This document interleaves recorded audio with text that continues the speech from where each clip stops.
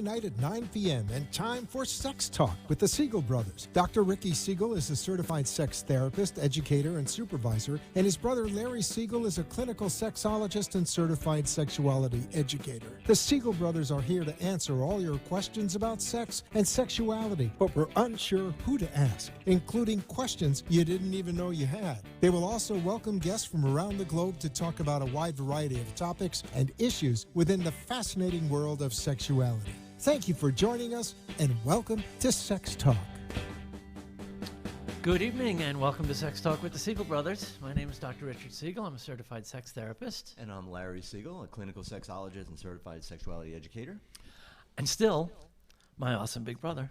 And still the best role that I have. Good to be back with you, my droog. Same here, same here. And we're delighted to be able to have a part two. Yes. And just continue our discussion last week. It just flew by way too quickly. Mm-hmm. Yes, indeed. And so we are happy again to welcome Jim Fleckenstein. Jim, are you on the line with us? I am. All right. I understand we're trying to get you connected with video, hopefully. Okay, we have tried a different number, and I can see me again, but I don't know whether anybody else can see me. No, not yet. Push out the video. Say again? Push out the video. Push out the video. Okay, is that like pump up the volume? I know he's calling in, but he has to push out the video. Oh, okay. Can you explain that a little further, Freddie? So, Jim, you're supposed to push out the video. Oh, okay. Jim, you're supposed to look for a button that says push out the video. So, all right. And while we're trying to figure out the technical stuff, again, thank you for tuning in. Thank you for watching. If you are on Facebook and watching us live, hello. Thank you for tuning in. Welcome. Please hit that like and share button liberally. Like, share, follow, all that kind of stuff. Let Definitely people help know. us grow. We appreciate everybody that's been following Everybody us. needs more sex talk. That's right. That's right. And those of you who are listening to us on 95.3 FM, 96.3 FM, welcome, and thank you for tuning in to us again as well. And for those of you who might be on the other airwaves, 1470 AM, 740 AM, also welcome, although the sound probably is not as good on AM as it is on FM, but that's okay. You give us too much credit. Yeah, well, We don't sound so great on FM either. Yeah, this is true. So here we are, another episode of Sex Talk. Yes. The weather is getting chilly as we're heading into our winter months. People are going to be doing a little bit more cuddling and canoodling. And it's kind of what makes the winter special, even down here in Florida. Even though not that many fires people are curling up in front of. We're supposed to have another cold front come through. Mm-hmm. I'll be putting the heat on again in my house. Right. And yes, all my friends up north laugh away because I put the heat on when it gets below 60. I know you're up there freezing in sub-zero tundra. It's your choice for living up there. Where penguins and polar bears should be. Yes. So, Jim, remind us where you are. What part of the country are you in? I'm just outside of Washington, D.C., in northern Virginia. You said you just moved there. Freddie, No, I've been here for a while. Mm-hmm. I've been here a long time, since 75. Oh, wow. Wow, great. Yeah. A little more temperate. Yeah. I could still do without it in the winter. Yeah. Well, you got that again, right. It's, Remember, I was anything raised below in 40. Miami, so this is still not fun for me, even after all these years. We're going to have snow tomorrow. Not much, but some. Nice. Okay. So, but we definitely wanted to sort of continue our conversation. It seemed to just have gone way too quickly last week. These half hours often do. Yeah. So we wanted to kind of bring back and continue this discussion on your new book, Love That Works. And we were talking a little bit last time about that sort of, I guess, that overall concept that really is the foundation for the book, this idea of affirmative intimacy. Right. Exactly. And as I was saying before, it has 4 pillars, and it's built upon the work of a lot of different really, really smart people that I've just synthesized and put together in, I think, a different and unique way. And last week we had a chance to talk a little bit about the first pillar, which is safe space, creating the atmosphere in which you can do all the other things you need to do. And that was the thing that I think is uniquely my contribution, because nobody else in the literature that I was able to find in the therapeutic and helping professionals, at least, actually talked about that. They just assumed you could jump right in and go get them.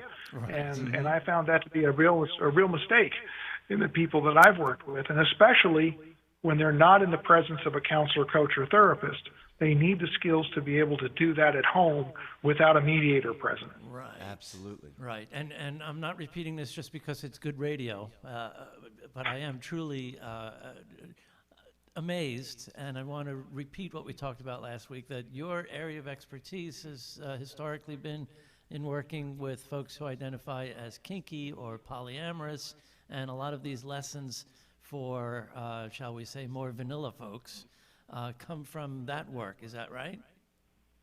Yeah, my work with the non-monogamous community, the consensually non-monogamous community, kind of has informed my thinking, because that's a unique set of challenges that you deal with.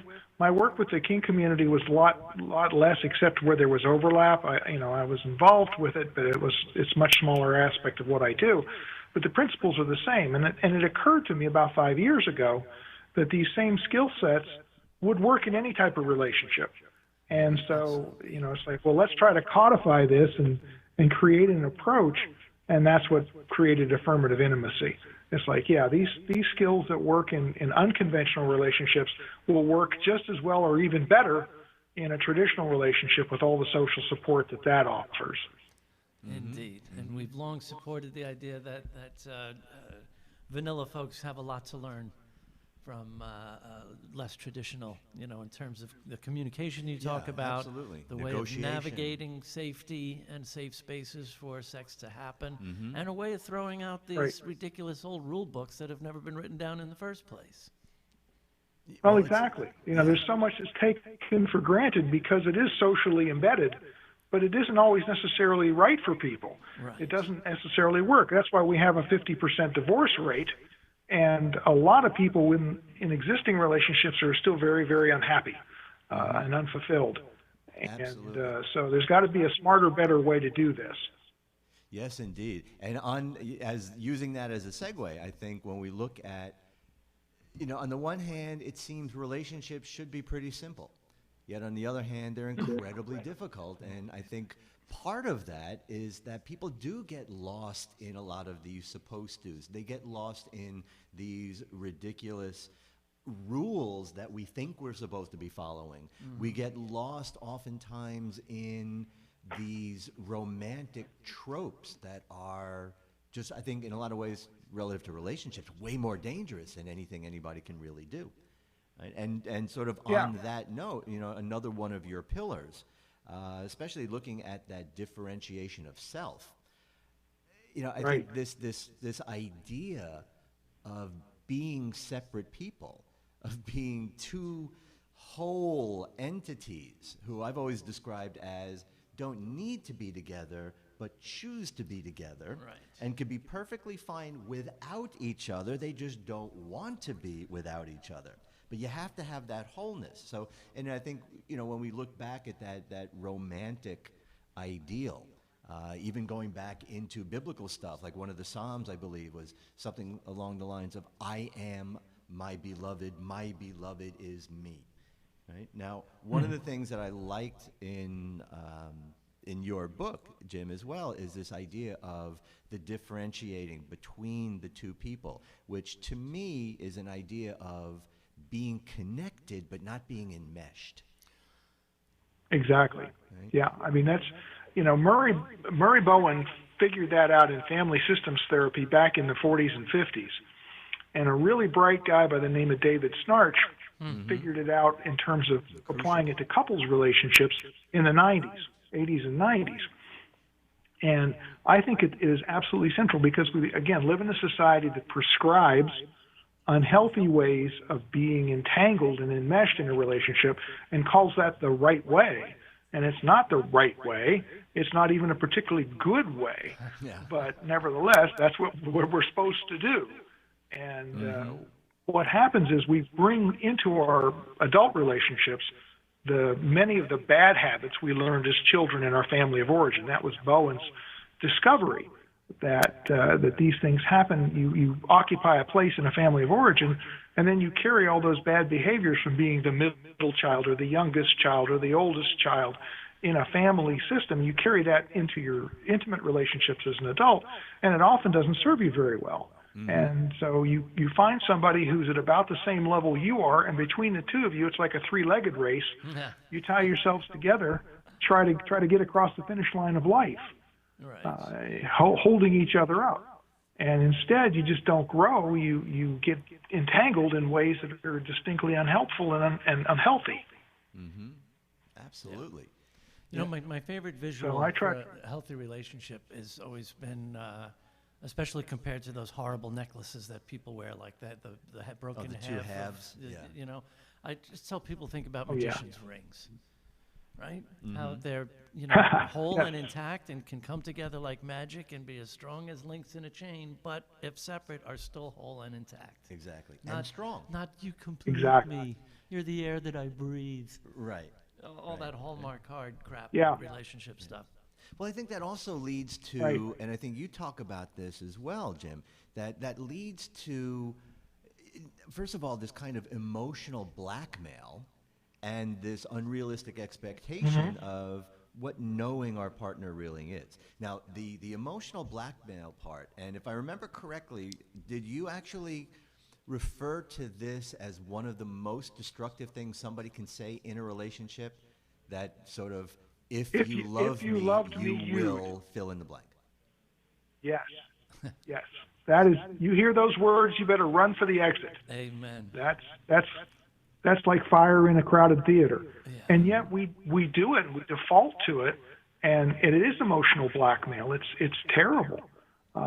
It is poison because it is manipulative, it is controlling, and it's an absolutely false litmus test of the strength of a relationship. And yet we train people to do this. Culture trains them, popular music trains them, popular movies and TV shows train people to do exactly that. And again, we bring it in with us, our family of origin. And I was going to say, whether that's sexually or even just activities. If you loved me, you'd go to the opera with me. If you loved me, you wouldn't ask me to torture, to go through torture like that, right? That it's never reflective. Right. You know, it's never. You're exactly right. It's like, you know, wait a minute. If I love you, I will do X for you. What's in it for me? And that sounds selfish, but you know, we know from experience and from research that if a relationship becomes too one-sided, it's no longer healthy. Absolutely. And eventually we'll fall apart. So there needs to be a healthy give and take, and that's part of what I talk about in terms of the communications, my structured dialogue, and also my mindful reason pillars, is being able to bring your conscious mind to bear on the issues that come up and step back from it. Make sure that you understand with good communication skills, which every therapist knows is an important part of the whole process. But once you've understood, then processing what you've understood in a rational way, whether it's, you know, little stuff or big stuff, you get in this habit of mind. And once you've got that skill set mastered, then you can begin to achieve that differentiation. Right. Now, again, I'm glad you were also even just mentioning, even just using the term understanding. I've got a real issue with the way a lot of people are looking at understanding these days in communication. I remember a while ago yelling at my television. For you. This is a real issue for me. This comes up a lot for you. Well, because it seems to have just been turned on its head. You know, we all, I think, as therapists and counselors, and the work that we always used to do in talking about communication. I mean, I always used to have, you know, sort of impose a little rule with couples, right? Just, again, to put it out there as a structure, that if, you know, for example, I say something, and you take it in a way that's different than the way I mean it, then I get to re-explain it. Right. Now, it used to be a very simple idea. My words, my meaning. If you hear it differently, let me try to re-explain it until you can hear it the way I need you to hear it. But we know so many people see this as a relationship trap. Very often, they're in the coupleship.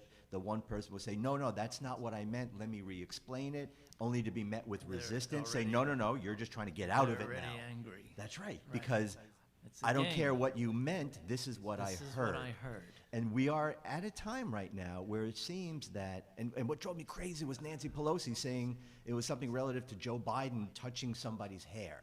Yeah. And saying something about, well, I didn't mean it in any way, blah, blah, blah. And the response was, well, it doesn't matter what you mean. It only matters how they take it. And that makes my head explode. That drives me absolutely crazy. It's a snowflake thing. Right. It is a snowflake thing, but I also can't imagine anything being more destructive in a relationship. Well, exactly. That's, you are always responsible for how you feel. You are solely responsible for how you feel. Mm-hmm. One of the critical things we have to talk about and think about is no one can make you feel any way you don't choose to feel. That's essential. You can't logically stand in front of someone and say, you made me feel X, frightened, discriminated against. No, none of that is absolutely true, because it's a matter of you choose how you're going to react and how you're going to experience that, and you have total control over that. In a relationship, in day-to-day life, it's no one can make you, like Eleanor Roosevelt said, no one can make you feel inferior without your consent. Right. Well, no one can make you feel anything without your consent. That too many people miss that point. Larry and I had the pleasure of being in Vienna late in the summer and saw a memorial to Viktor Frankl, who came out of the Holocaust and still was able to define freedom as being able to choose your mood despite your circumstance. Right. It's a pretty awesome idea. Yeah, it's and very powerful. Too many people put others responsible for their feelings and emotions. Mm-hmm. Yes. Mm-hmm. Mostly, usually out of dashed expectations, right? Oh yeah. That's an example that I used to bring home to people is the terrible experience of Holocaust survivors, and yet the ones who survived are the ones who took internal control of their emotions and what was going on. They survived a living hell in part because of their attitude and their approach, and what they seized upon to give them a reason to live. And if people can survive and transcend a situation like that, how much less difficult must it be to transcend a situation where your partner forgot to pick up milk on the way home from work? Really, let's have some context here. Yeah, it really is. And again, it's also one of those amazing things that how many tiny, insignificant things become these major crises in relationships. And I think, very often by the time it gets to that, I think things have already been going wrong. They've already been sort of turning their backs on each other. And then one of the things that is going to often get lost, I think once a lot of that is already set in, is the idea of honesty. I think there's another one of those relationship concepts that people have a really, I think, unhelpful, dare I even say at times, out and out incorrect, not just ineffective, but incorrect way of looking at honesty. Right? So when we talk about that in a relationship, by the way, one of my favorite quotes, and I wish I could remember who it was, but it said, honesty is the best policy as long as you know what the truth really is. Right? So when we talk about being honest in a relationship, right, what are we really talking about? Well, it goes back into my safe space thing. It has to, first of all, feel safe to be honest. If you know that if you tell your truth, you're going to be attacked and you're going to be shamed and you're going to be intimidated simply for the fact that you told the truth, not even for the content of what you said, but for the fact that you dare to speak up with your truth, right, then you're not likely to do that very often. right. And which, just to touch back on a point you made earlier from the childhood stuff, none of those things you just listed are things that lovers ought to do to one another. Those are things that critical parents do to shame their kids, right? Yeah. So relationship is already over if someone feels like if they're honest, they're going to be shamed and humiliated for it, or if they actually will be. And yet we teach our children, you can come to me with anything, son. You can tell me anything. And because we want them to tell us what's going on in their world. We need to know those things as parents. But, we're very poor at offering that same level of openness to our intimate partners. When we grow up, we grow out of that mindset of, I would rather know the truth, however unpleasant, so that I can process it and act accordingly, than have you lie to me. Right. I don't know how many parents either really want their kids to. I mean, they say it. No. You can bring me anything as long as it doesn't piss me off or scare me. Right, exactly. As long as it doesn't upset me. Yeah. Well, yeah. I mean, even in the parental role, that's idealized. But I mean, that's what we teach parents to do, and that is make it safe for your kids to tell you the truth. Have an open relationship with your kids, so that you know that they're sampling marijuana or they're doing unsafe sex or they're doing whatever it is they're doing. You have to be their confidant and yet still retain authority. Right. And in an intimate relationship, you have to be each other's confidants and give up the authority part, because you're not each other's parents, you're not each other's censors, you're not each other's clergy. You're partners in an undertaking, but you're equal partners in an undertaking. Right. Before we run out of time again, let's make sure we get all four of those pillars mentioned in love that works, right? We have honesty. Yes, absolutely. Go for it, Jim. Well, it's safe space, creating the space in which you can afford to be honest and be heard. We have structured dialogue, which is the opportunity to understand and be understood, clear communication with a way of doing that.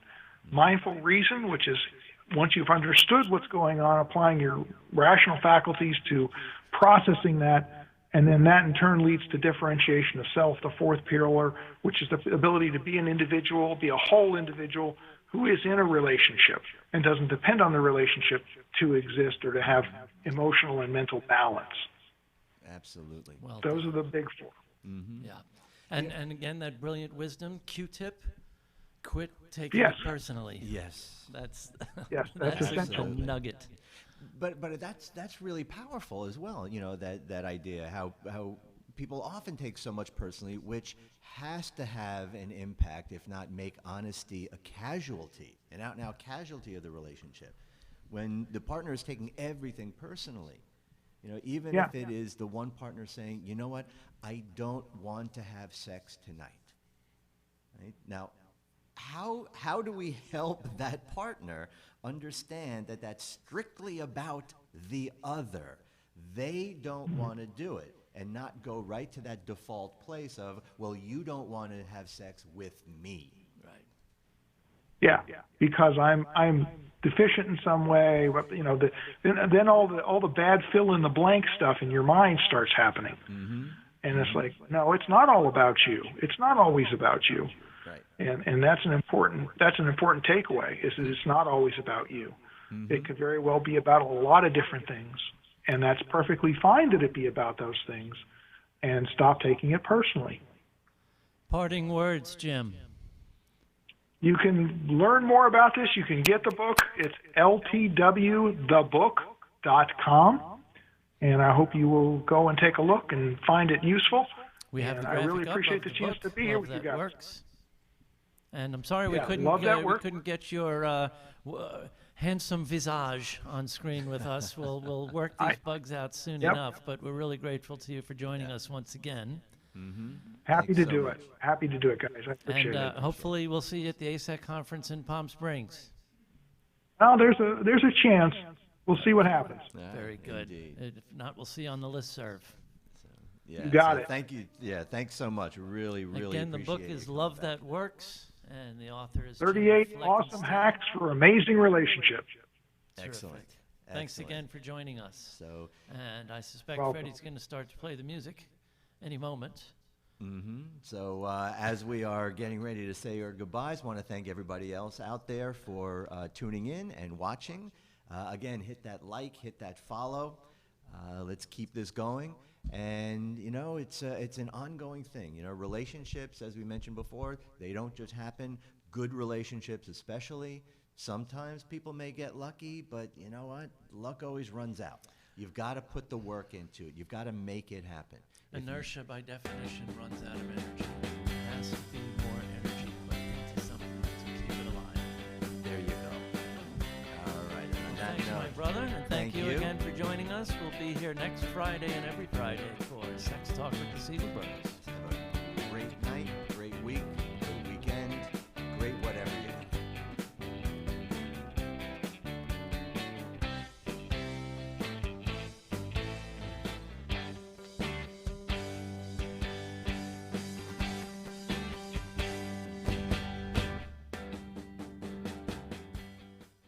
You've been listening to Sex Talk with the Siegel Brothers. Join us every Monday night at 9 p.m. on WNN, 1470 AM and 95.3 FM.